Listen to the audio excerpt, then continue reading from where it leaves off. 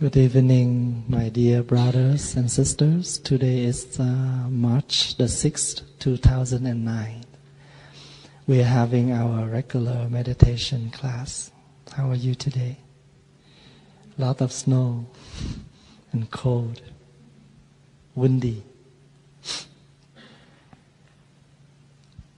We used to sing a song, I have arrived, I am home. And that is one of the main practice. We need to arrive to the present moment. And the present moment is our home. Because for many days we live with our wandering. We are sitting here, but sometimes we are not here. Our mind starts to visiting somewhere else. So the practicing is we always learn to bring the body and the mind in one spot. And if we're able to invest our presence in the present moment like that, we have a lot of calming, a lot of relax, and we bring a lot of joy, a lot of happiness to others. Especially our loved one. If we sit beside them, but we are not there for them, and that will not make them happy. The thing that makes them happy is we are really there for them. For instance, if I am here with you tonight, but I just sit here with my body, but my mind thinking somewhere else. When I talk to you, I don't have any feeling that I'm talking. Then you are not happy either. So if we able to offer the one we love our truly presence, and that make that person very happy, it's a big gift. It's a big offering. In Buddhist practice, one of the practice that we practice is offering. When you see that on Friday, I light up an incense, and I hold an incense with my two hands. I walk slowly in front of the Buddha, and I present the incense into the incense pot. That's called offering, incense offering. You see that we offering the incense, we offering the fruits, we offering the flowers. The flowers stand for the beauty, the freshness. The fruit stand for the fruit of your practicing, the result of what you have done for others.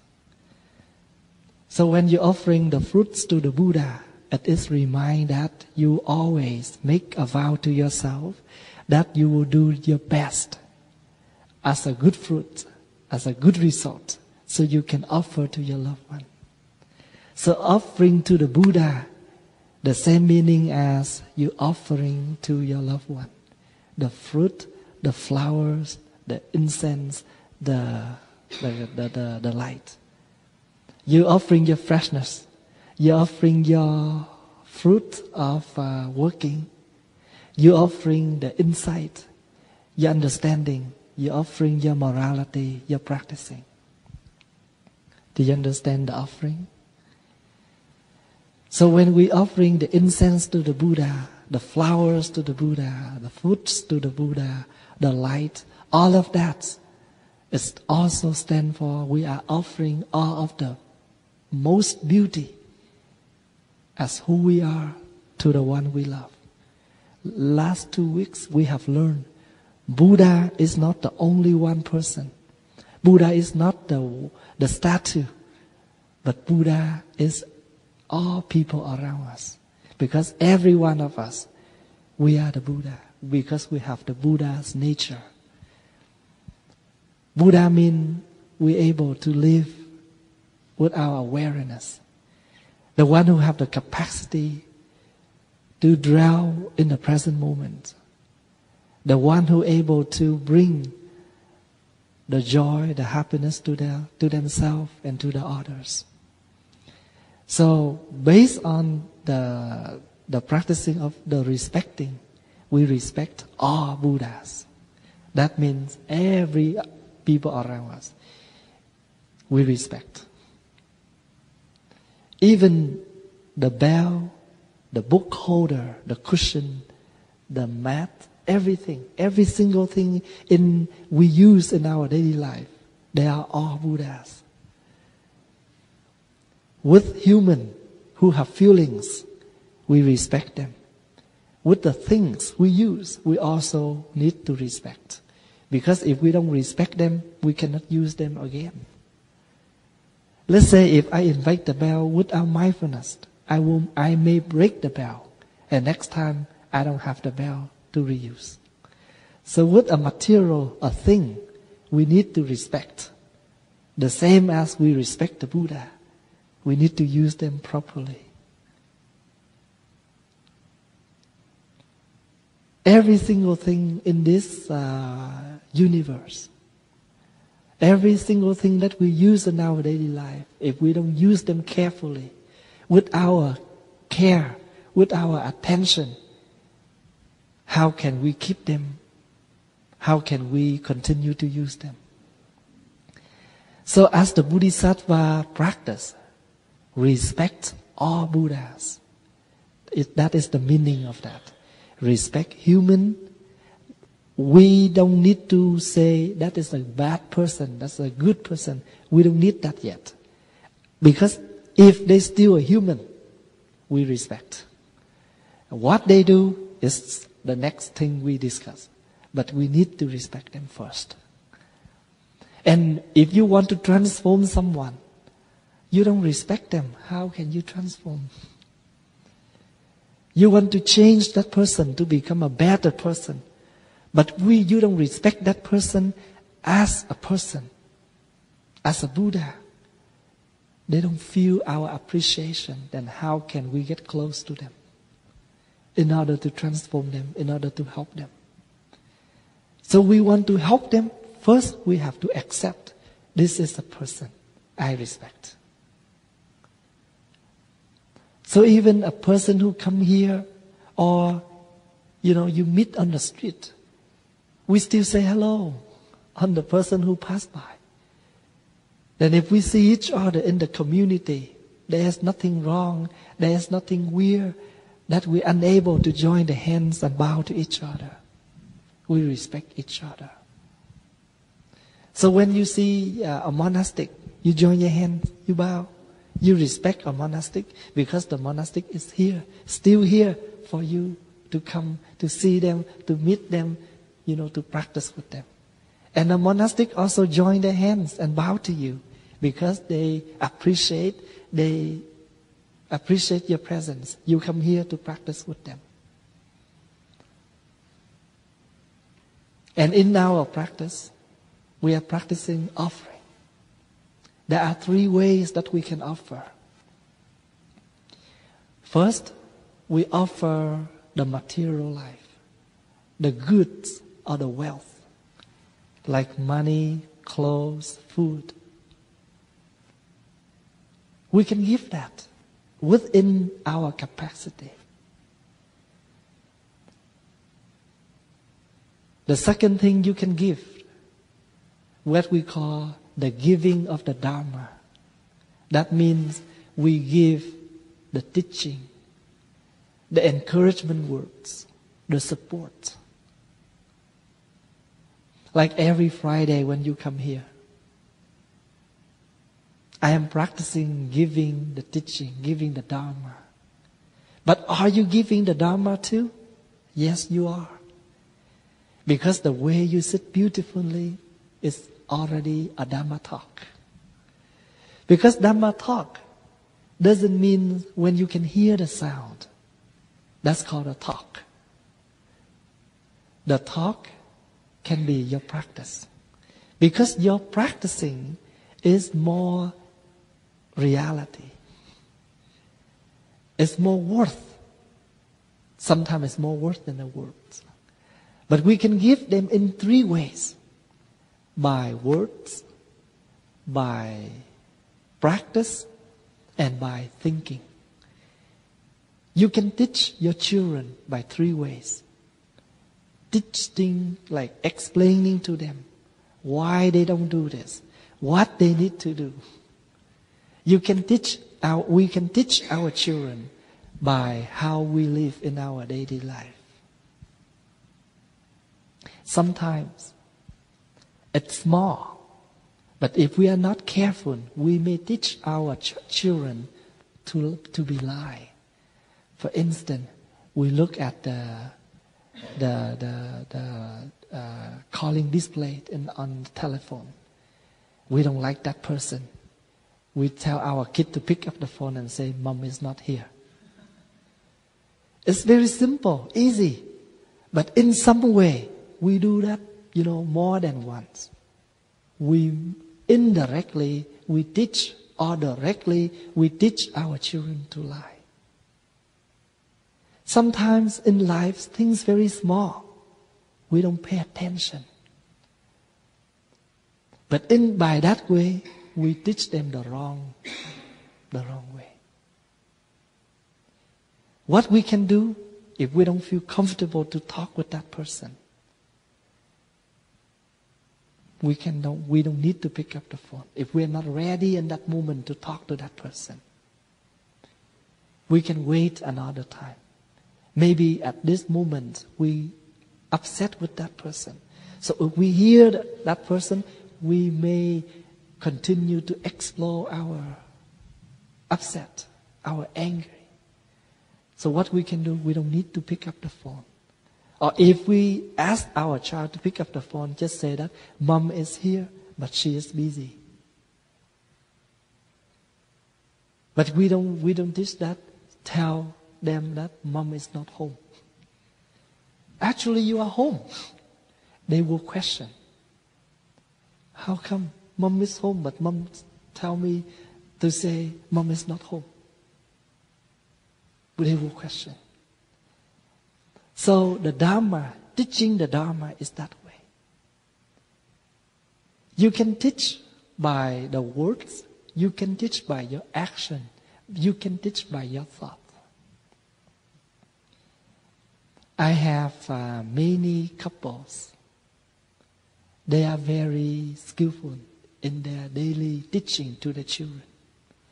When they don't agree with each other, they never argue in front of their children. Maybe they close the garage. They go to the garage. They talk. Sometimes they go into the bedroom. They close their door and they talk. But they step out of the room, they're happy like nothing.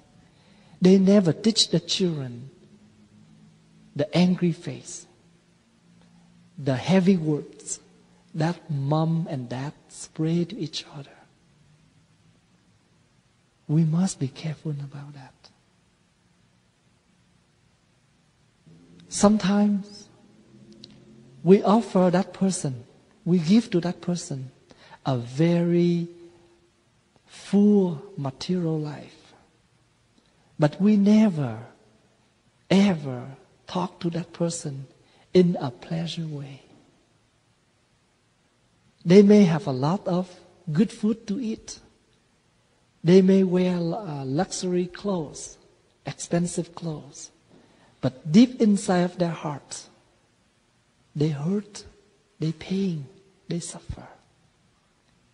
Do you think in our daily life there are people like that? Because they have a lot of money. Their husband can buy them anything they want. But the husband never talk to them nice. Sometimes we give to our children a lot of good things, but we never try to understand our children. We never try to talk to our children in a nice way. So our practicing is giving the Dharma. And remember, Dharma is not only means Buddha's teaching. In this way, in this situation, we can understand wider Dharma can be practiced in our daily life. The way we act, the way we behave, the way we talk, the way we share, those are all Dharma. Because what is Dharma? The things you're able to relieve the suffer, the pain from others. That's called Dharma.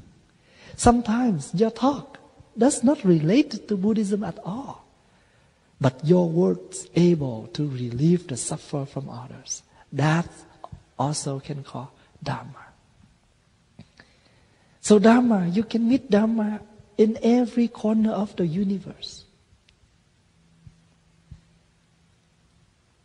When you come here, you walk slowly, you sit down slowly, you offer your Dharma. You sit nicely, you already offer the joy, the happiness to Thai, to the Sangha. Every time when I have a chance to sit with the community, I'm always happy. In the morning, I sit with the monastics. At night, I sit with the monastics. 7:30, I am sitting and chanting with the community, full of joy, full of happy. Because in that moment, I know they offer their presence, and I offer my presence. On Friday night too, when I look down, every single time I see you, I feel happy because I know you are here.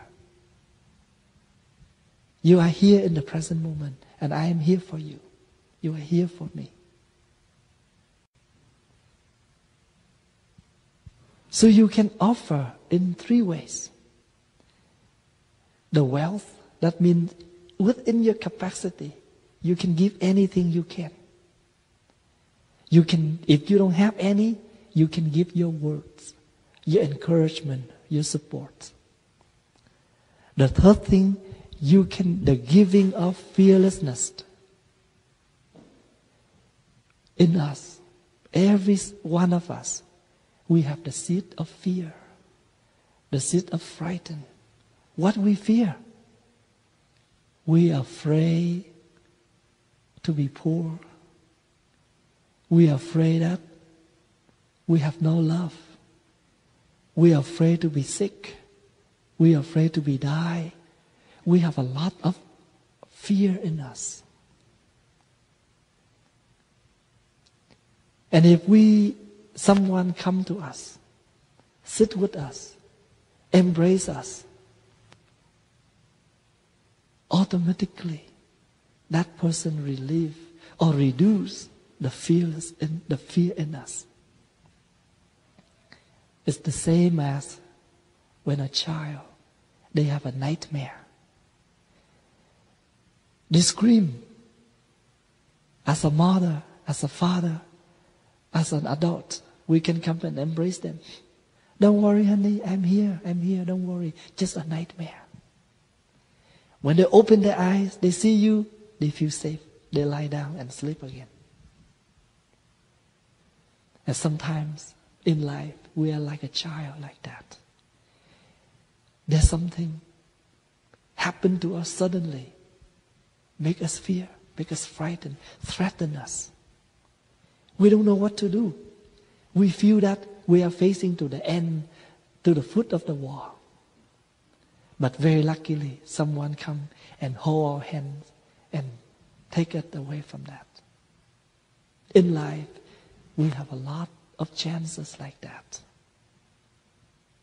So the one who have come to help us, we appreciate. And we're able to do that too. We're able to offer someone something in daily. I vow to offer joys to one person in the morning and to relieve the suffer of one person in the afternoon. That is compassion. Our words you speak. Does your word have the capacity to relieve that person or not? If we're able to sit with someone, hold their hands, embrace them, we know because in that moment, they have a lot of pain in them.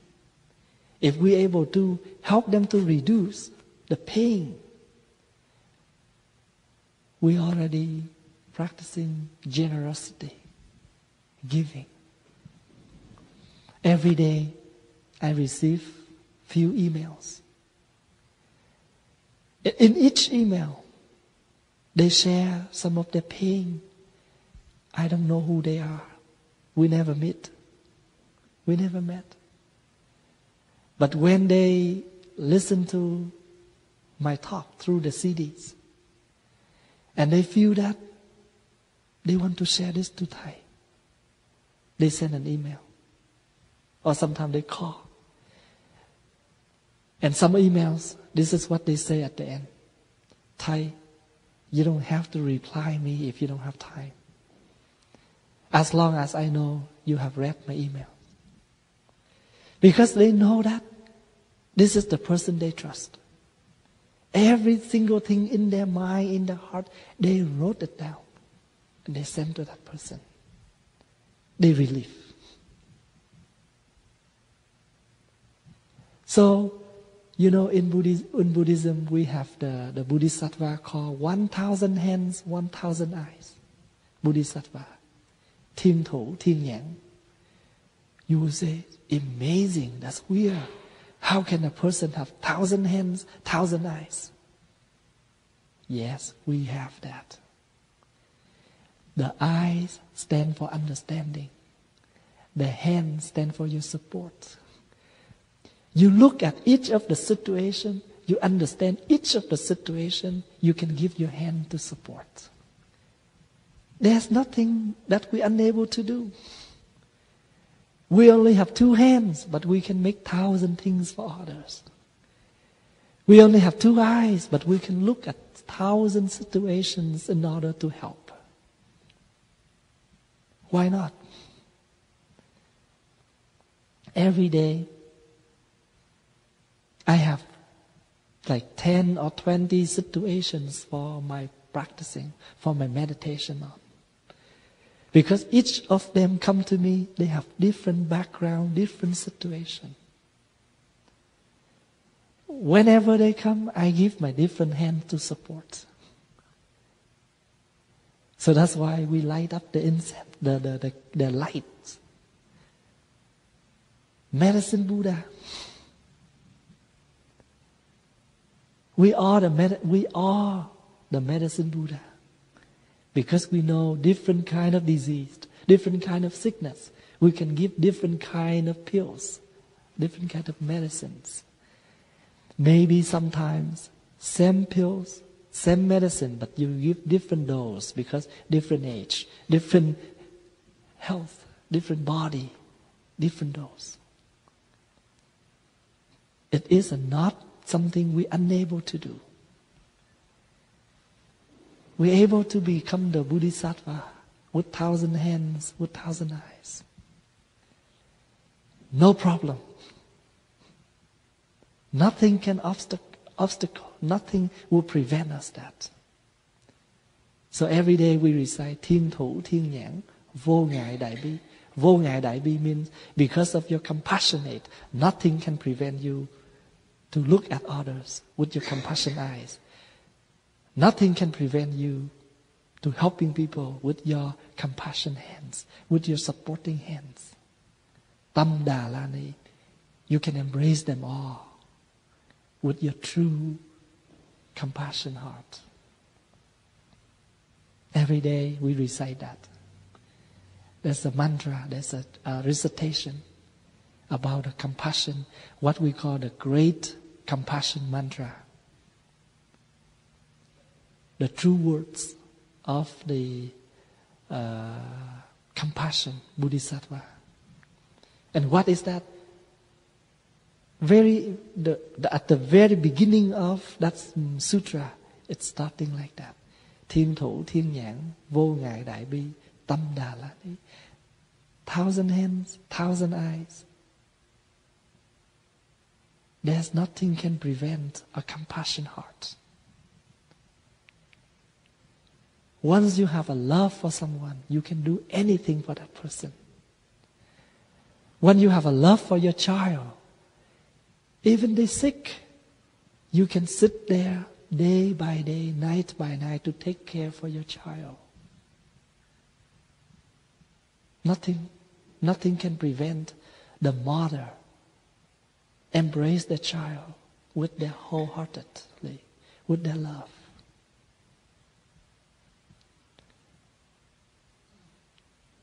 The more you give, the more you receive. We don't give. Somebody will say, how can I give if I'm so poor?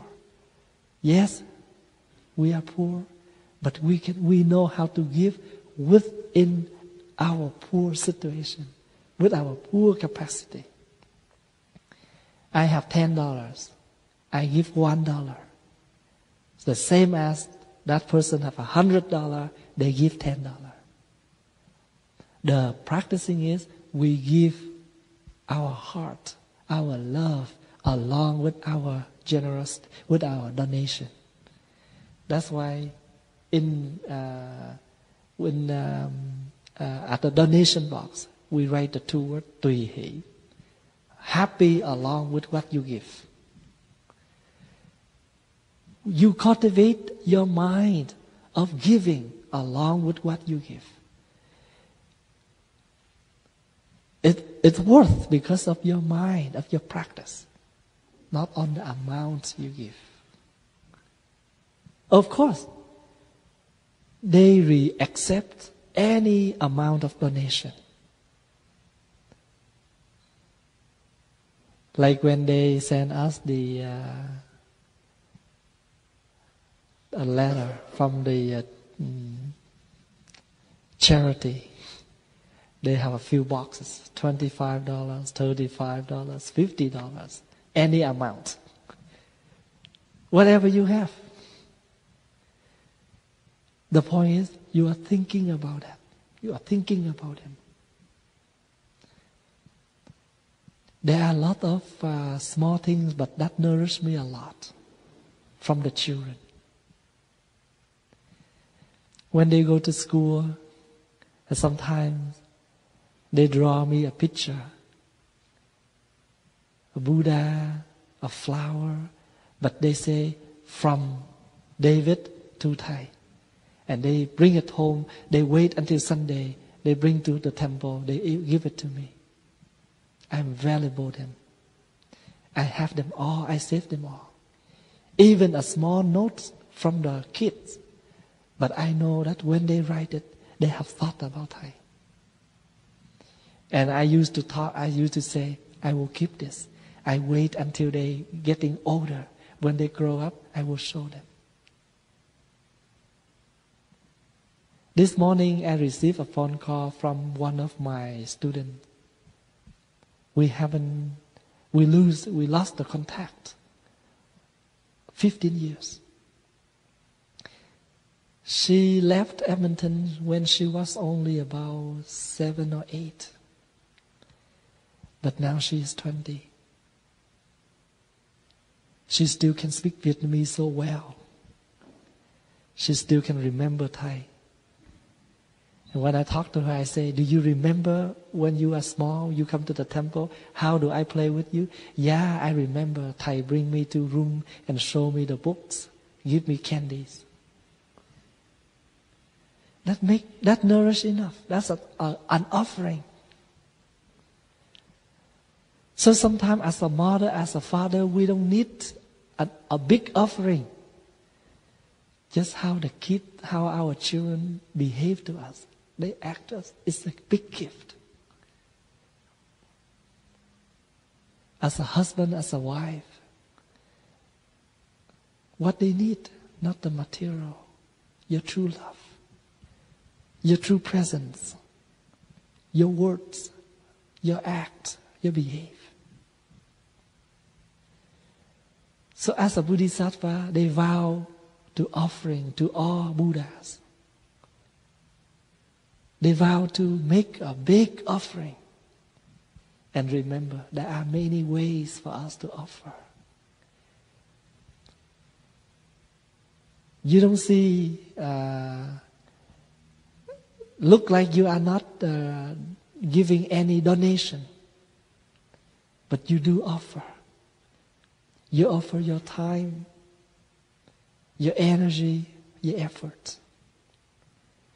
So when you come here early, you see a lot of snow at the door. Take 5-10 minutes, bring the shovel out and clear the path so later on people can walk easily. That is the offering. That is already a donation. You cannot give anything, but you see someone give. You're happy, you support, you encourage them giving. I remind the ladies in the kitchen all the time. When you cook, you wish someone to come and eat. So you spend your time to cook. That means you're offering your time, your food. So if they come more and more to eat, you're happy because they come as your offering. They're offering their presence to enjoy your meal, your cooking. So if we look deeply, we can realize that every day,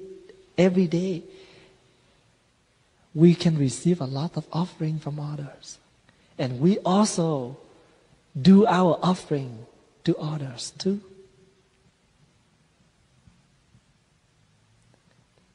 When you are driving, drive carefully. When we are driving carefully, we are already offering. Don't drink and drive.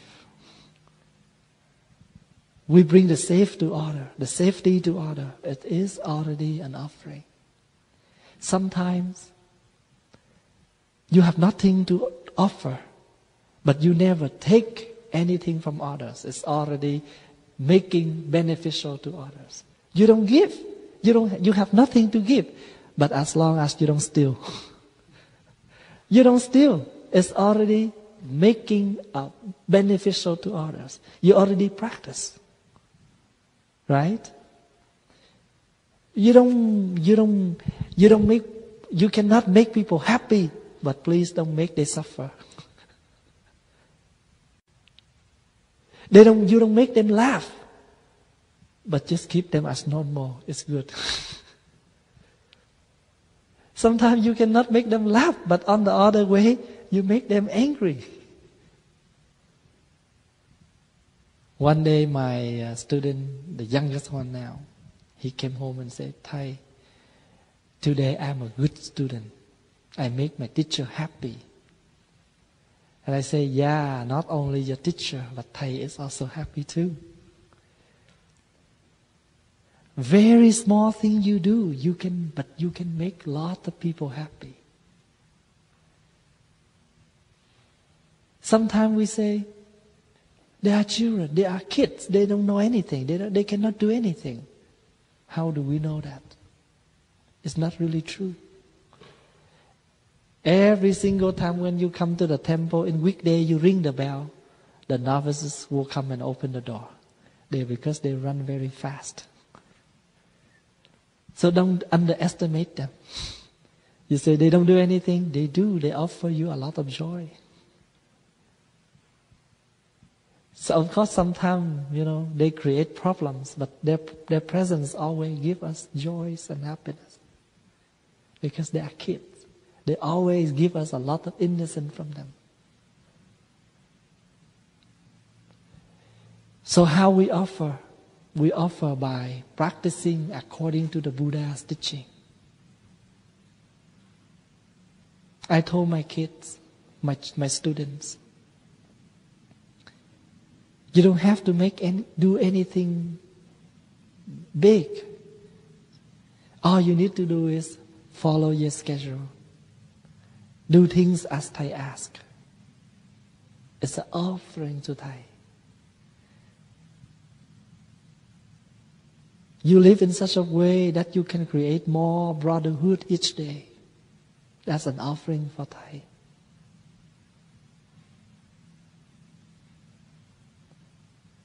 So we can learn from offering. So from now on, when we talk about offering, we understand why we offering the fruits. Because before you put on, you always select good one. Select the good fruit to bring up. That means select good things to do so it can bring the good fruit, so it can bring the good results. So offering the fruit stands for offering the beneficial to others. Bring the goodness, bring the right to others. Offering the flowers to the Buddha the same as we offering the freshness, the happiness to others. I think you are more than happy when you come into the temple and you see Thai with a happy face rather than angry face. So I don't bring a flower to you, but I do offer you my smile. It's a flower. That's what we call the forever flower, eternal flower. The incense stands for the morality, the practicing, the merits. The light stands for the insight, the understanding. You offer your understanding to the one you love. You no more misunderstanding that person. You make them happy. Why are you angry? Maybe you misunderstand them. So once we understand them correctly, we offer the happiness to them. So just one action, we can bring a lot of joyful to others. So we can offer directly, indirectly, and more reality according to the Buddha's teaching. We have learned the Buddha's teaching. Now we can apply the teaching in our daily life.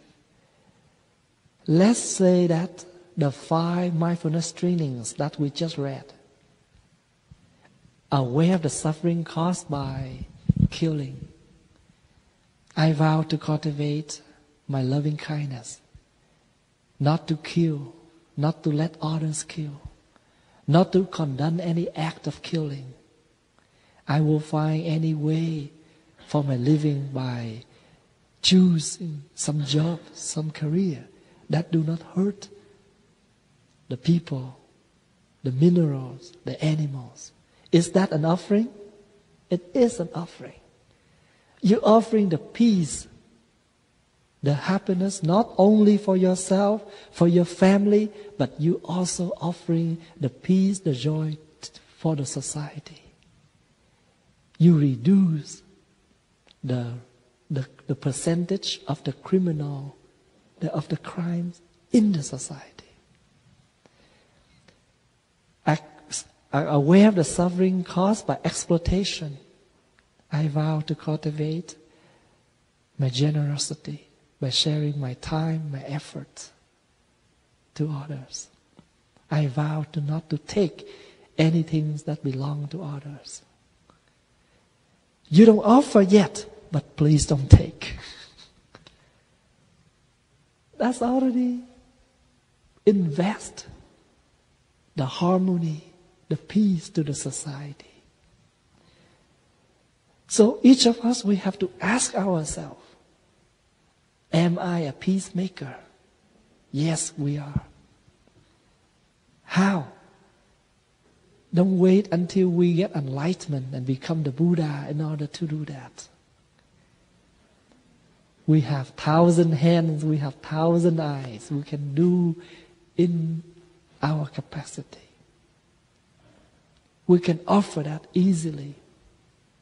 Nothing can prevent the heart of compassionate, the heart of loving kindness.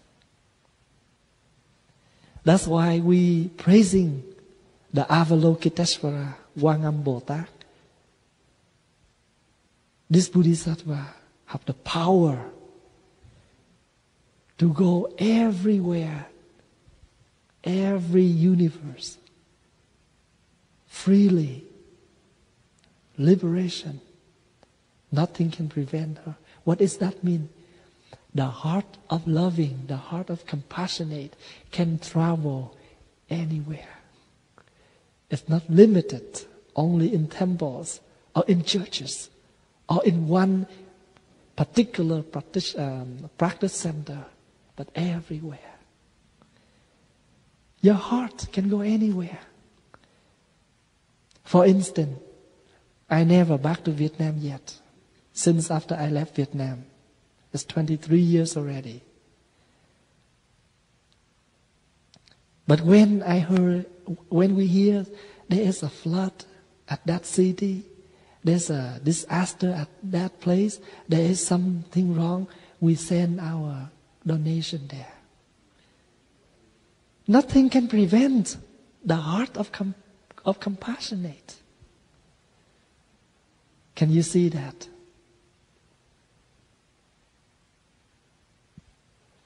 The more you send out your love, the more you receive the love. Don't worry, it's never end.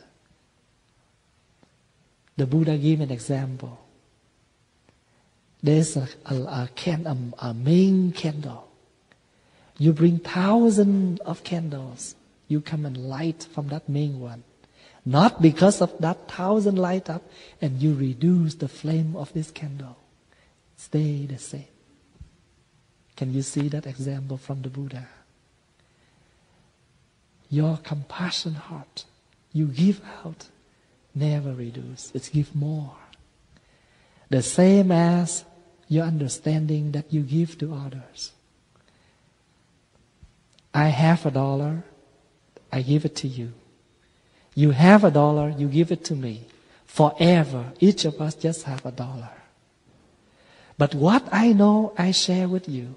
What you know, you share with me. We increase our understanding, our knowledge. Beautiful example. The material we give and give, we always have the same amount. But the understanding, the knowledge, the more we give, the more we receive. So the same as the more talk we do, the more researching we need to. because we want to continue to talk, then we need to research more. So the more we listen, the more we open our hearts. So today, we are learning the third vow of the Bodhisattva. Offering. But now you know the offering is not limited in a particular thing like material or wealth or clothes or money. But we can give more than that. Somebody, they fear of something, come to support them. You know, when we visit patients, we know they have cancer. The doctors say they only have 2 more weeks. But we have to come there and give them support. Don't worry. Just enjoy now. When I come to visit the old senior patients, this is what I used to say. Do you know that our body is like an old vehicle? You need to come here to tune up.